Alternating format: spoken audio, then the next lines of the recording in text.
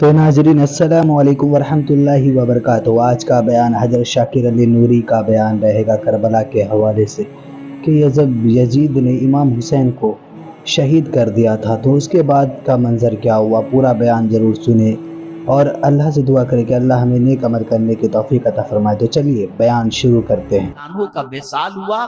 विसाल होने के साथ यजीद जब इमारत के मनसब पर फाइज हुआ तो फाइज होते ही उसने अहकाम जारी किए, ऑर्डर जारी किए, और उन ऑर्डर में से सबसे बड़ा ऑर्डर ये था कि मदीने में हजरत इमाम हुसैन थे, हजरत अब्दुल्ला इब्ने जुबैर थे, हजरत अब्दुल्ला इब्ने उमर थे, हजरत अब्दुल्ला इब्ने अब्बास थे।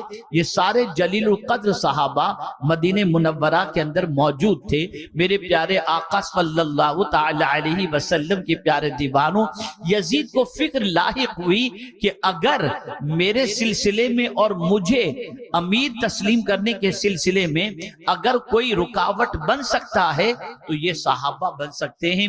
उसकी वजह सबसे बड़ी ये है कि मेरा पोल इनके पास छुपा हुआ नहीं है। मेरा सारा गलत कारोबार और गलत कामकाज, गलत जिंदगी और गलत आदतें इनके सामने आश्कार हैं, इनके सामने खुली हुई हैं। उस वक्त मदीने का गवर्नर वलीद था। वलीद को यह पैगाम पहुंचाया गया कि रात के वक्त इमाम हुसैन को बुलाओ और यजीद की बैत के लिए उनको आमादा करो। इमाम हुसैन रज़ी अल्लाहुल मौला तबारक व तआला अन्हु बड़े दूर अंदेश थे। और क्यों न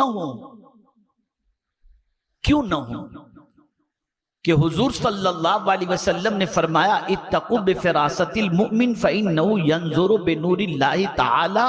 मोमिन की फरासत से डरो कि वो अल्लाह के नूर से देखता है। अब इमाम हुसैन रज़ी अल्लाहुल मौला तबारक व तआला अन्हु मस्जिद नबवी शरीफ में थे। हजरत अब्दुल्ला इब्ने जुबैर, कौन हजरत अब्दुल्ला इब्ने जुबैर? हजरत अबू बकर के नवासे, वो भी मस्जिद नबवी शरीफ में थे।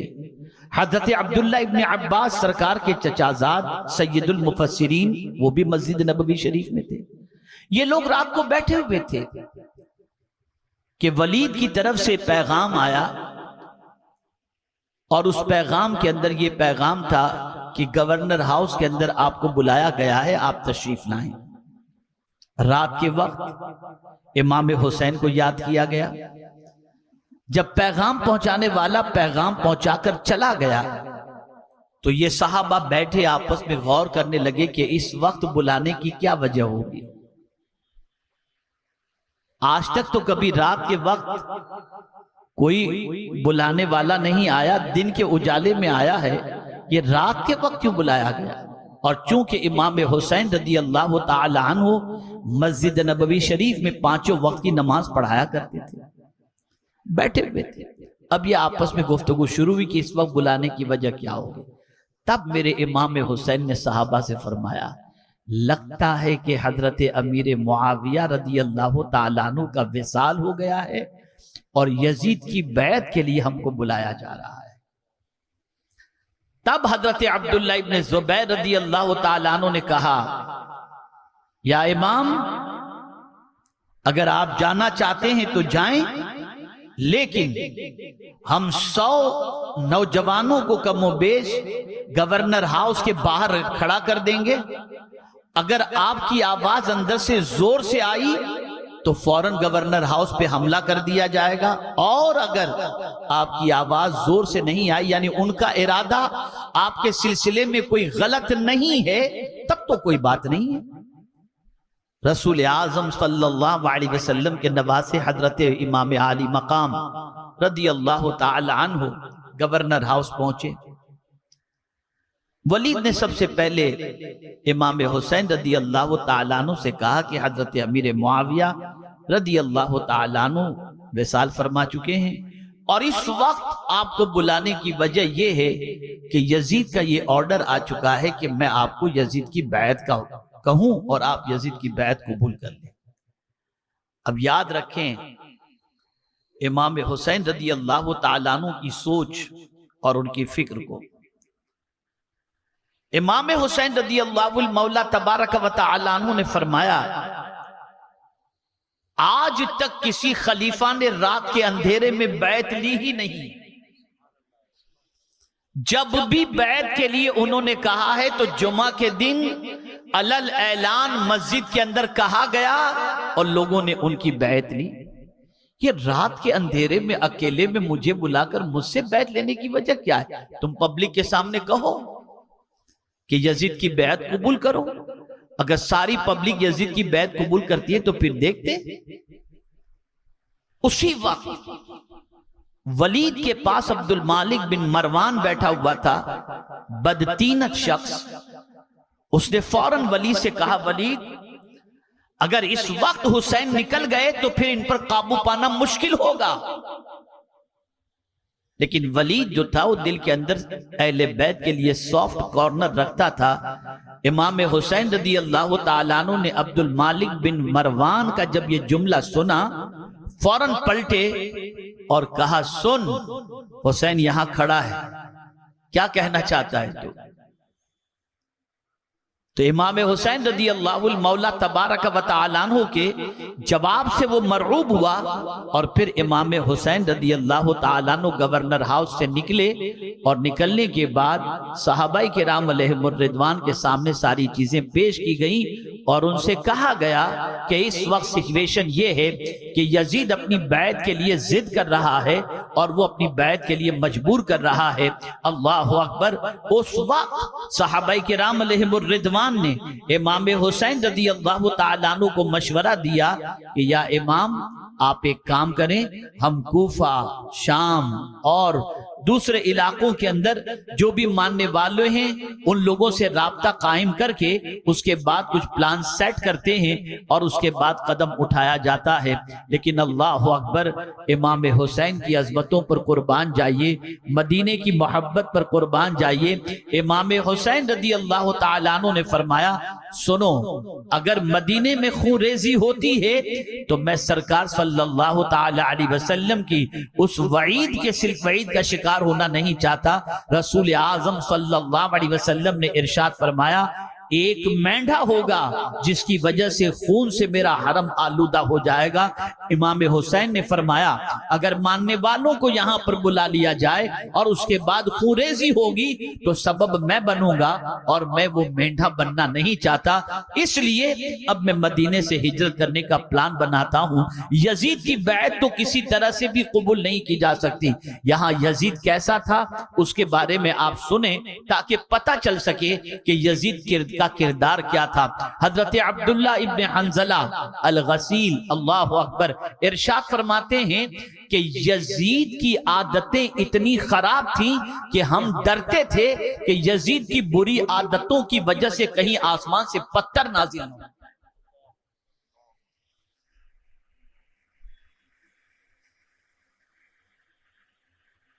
इमाम आली मकाम अला जद्दिही व अलैहि सलातु वस्सलाम हुजूर की उम्मत को सीधे रास्ते पर रखना चाहते थे। हुजूर की उम्मत को ऐसे के सुपुर्द कर ही नहीं देना चाहते थे जिसके सुपुर्द करने के बाद उनकी जिंदगी बर्बाद हो जाए और आखिरत भी बर्बाद हो जाए।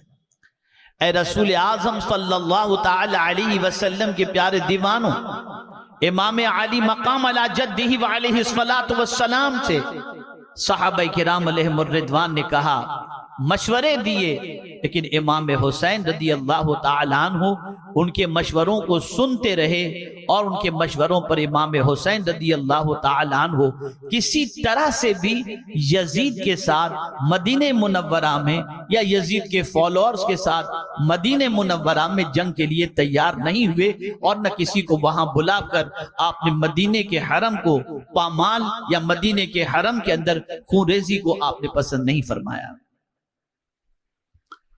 अब इमाम हुसैन रदी अल्लाह ताला अन्हु ने फरमाया कि यहां रहूंगा तो ये चैन से जीने नहीं देंगे, जिद करेंगे कि मैं बैत कर लूं यजीद की। मेरे प्यारे आका सल्लल्लाहु ताला अलैहि वसल्लम के प्यारे दीवानों, जबकि दुनिया के मुख्तलिफ इलाकों के अंदर जहां जहां इस्लामी हुकूमत मौजूद थी वहां तक तो लोगों ने यजीद की बैत को कबूल कर ली थी। जब इतनी मेजॉरिटी के अंदर लोगों ने यजीद की बैत कबूल कर ली तो इमाम हुसैन के बैत न कबूल करने पर यजीद को इतने टेंशन की क्या जरूरत थी। लेकिन यजीद जानता था कि इमाम हुसैन हैं। सही मानों में अगर इमारत का कोई हकदार है तो वो ताजदारे करबला है, मैं नहीं हूं। इसलिए कि मेरा किरदार कुछ और कहता है, हुसैन का किरदार कुछ और कहता है। हुसैन का किरदार ईमान की गवाही देता है। हुसैन का किरदार रसूल आजम की मोहब्बत की गवाही देता है। हुसैन का उठने वाला कदम दीन की आबियारी के लिए होता है। ऐ रसूल आजम सल्लल्लाहु ताला अलैहि वसल्लम के दीवानों, इमाम हुसैन रदियल्लाहु मौला तबारक व तआला अन्हु ने मंसूबा बनाया और मंसूबा बनाने के बाद मदीने मुनव्वरा से ताजदारे करबला हिजरत करने का प्लान बनाते हैं। याद रखें मेरे प्यारे आका सल्लल्लाहु ताला अलैहि वसल्लम के प्यारे दीवानों, वो वक्त कैसा होगा जब इमाम हुसैन रदियल्लाहु ताला अन्हु जिस मदीने में पैदा हुए, जिस मदीने में बड़े हुए, जिस मदीने में रसूल आजम सल्लल्लाहु अलैहि वसल्लम की नाज़बरदारी के मजे चखे, उस मदीने को जब छोड़ना होता होगा तो इमाम हुसैन पर क्या बीत रही होगी, क्या इमाम हुसैन की कैफियत रही होगी। अल्लाह अकबर। ताजदारे करबला रसूल रहमत सल्लल्लाहु अलैहि वसल्लम की बारगाह में हाजिर होकर यजीद वलीद की शिकायत और उसके बाद जो है इमाम हुसैन रदियल्लाहु मौला तबारक व तआला अन्हु वहां से हिजरत का प्लान बनाते हैं और वहां से निकलने का मंसूबा बनाते हैं। निकल कर कहां जाएं तो इमाम हुसैन रदियल्लाहु मौला तबारक व तआला अन्हु अपने घर वालों के साथ, अपने चंद रफ़क़ा के साथ, अपने चंद मानने वालों के साथ इमाम हुसैन रदियल्लाहु तआला अन्हु मक्का मुकर्रमा के लिए आज़िम सफर होते हैं।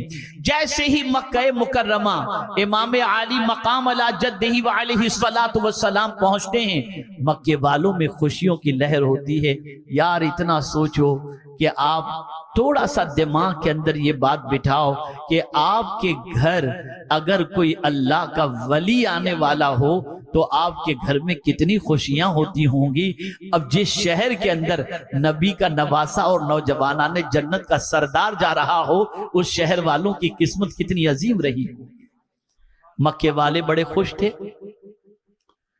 मक्के वालों ने पुरतपाक इस्तकबाल किया और मक्के के लोगों ने इमाम हुसैन रदियल्लाहु ताला अन्हु का ऐसा वेलकम किया जिसकी कोई इंतहा नहीं।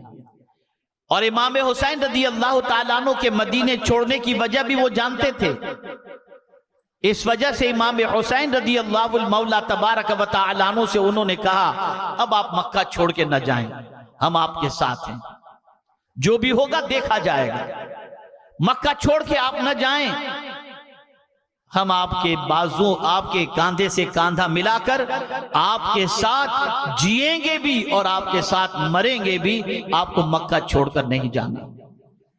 लेकिन मेरे प्यारे आका सल्लल्लाहु ताला अलैहि वसल्लम के प्यारे दीवानों, इमाम हुसैन रदियल्लाहु ताला अन्हु के पास कूफा से खुतूत आने शुरू हुए। लेटर्स आ रहे हैं, या इमाम आप हमें तन्हा न छोड़ें, आप हमें यजीद की बैत पर मजबूर न करें, हमारे लिए तो इमाम आप हैं। हम आपसे गुजारिश करते हैं कि आप कूफा तशरीफ ले आइए और यहां आइए ताकि हम आपकी बैत करें। हम यजीद की बैत के लिए तैयार नहीं हैं। कूफा के बड़े बड़े मालदार, बड़े बड़े रोसा, बड़े बड़े जिम्मेदारान, उनके खुतूत इमाम हुसैन रदियल्लाहु ताला अन्हु के पास मक्का मुकर्रमा में पहुंचने शुरू हुए। इमाम हुसैन रदियल्लाहु ताला अन्हु खुतूत पढ़ते यहां तक कि फरमाया गया कि 3 गोनी 3 बोरे खुतूत से भर गए। इतने खुतूत वहां से आए और सबका एक ही डिमांड था, अगर आप तशरीफ नहीं लाएंगे और हम मजबूर हो गए यजीद की बैत पर तो, इसलिए ऐसे फासिक व फाजिर की बैत हम करना नहीं चाहते। आप तशरीफ लाएं ताकि हम आपकी बैत कबूल कर लें। बहुत अहम नुक्ता आज अर्ज करूंगा और मेरी आवाज़ दुनिया के मुख्तलिफ मुल्कों में इस वक्त इंशाअल्लाह पहुंच रही है, अल्हम्दुलिल्लाह पहुंच रही है, और इंशाअल्लाह बाद में भी इस पर लोग इस आवाज़ को सुनेंगे। एक बहुत बड़ा पैगाम मुझे देना है आज। खुतूत आए, क्या कहा खुतूत के अंदर? हम आपके साथ हैं, आपकी बैत कबूल करना चाहते हैं, यजीद की बैत हमने नहीं करनी। इमाम हुसैन रदी अल्लाहुल मौला तबारक व तआला ने फिर मशवरा किया कि क्या करना चाहिए, तो सब लोगों ने यही जवाब दिया, या इमाम आप कूफा न जाएं, इसलिए कि कूफा वालों ने आपके भाई के साथ भी गद्दारी की है, कूफा वालों ने आपके वालिद के साथ भी बेवफाई की है, उनसे वफा की उम्मीद न रखें। लेकिन ए इमाम, आपकी अजमतों को सलाम। आप कहते हैं इमाम हुसैन रदी अल्लाह ताला अन्हो, आपकी बात तो अपनी जगह पर सही है, लेकिन क़यामत में अगर ये ख़त लिखने वालों ने मेरे नाना जान से शिकायत कर दी कि हमने तो इमाम हुसैन से कहा था कि हम आपकी बैत करना चाहते हैं, लेकिन इमाम हुसैन रदी अल्लाह ताला अन्हो ने हमें बैत के लिए हमारी तरफ वो आए ही नहीं, तो हमने गुमराह की बैत कबूल कर ली, तो मैं क्या जवाब दूंगा? इस जवाब का जवाब किसी के पास नहीं था। नतीजतन एक मशवरा तय हुआ, और वो मशवरा ये था कि ए इमाम आप न जाएं, पहले किसी नुमाइंदे को भेजकर वहां के हालात का जायजा लिया जाए। तो नाज़रीन, बयान अगर अच्छा लगे तो ज़रूर वीडियो को लाइक करें, और अगर हमारे चैनल पर नए हैं तो ज़रूर सब्सक्राइब करें, और अल्लाह से दुआ करें कि अल्लाह हमें नेक अमल करने की तौफीक अता फरमाए, हर बला मुसीबतों से, परेशानियों से, आफतों से, बीमारियों से हिफाजत फरमाए, इमाम हुसैन के बताए हुए रास्ते पर चलने की तौफीक अता फरमाए। तो नाज़रीन, मिलते हैं अगली वीडियो में, तब तक के लिए अस्सलामु अलैकुम वरहमतुल्लाहि वबरकातुहू। सब्सक्राइब कीजिए हमारे चैनल जिक्र रसूल को और बेल आइकन को प्रेस कीजिए, जिससे आपको हमारे न्यू वीडियो की नोटिफिकेशन मिलती रहे। वीडियो अच्छी लगे तो हमारे वीडियो को लाइक करें और हमारे चैनल को सब्सक्राइब करें।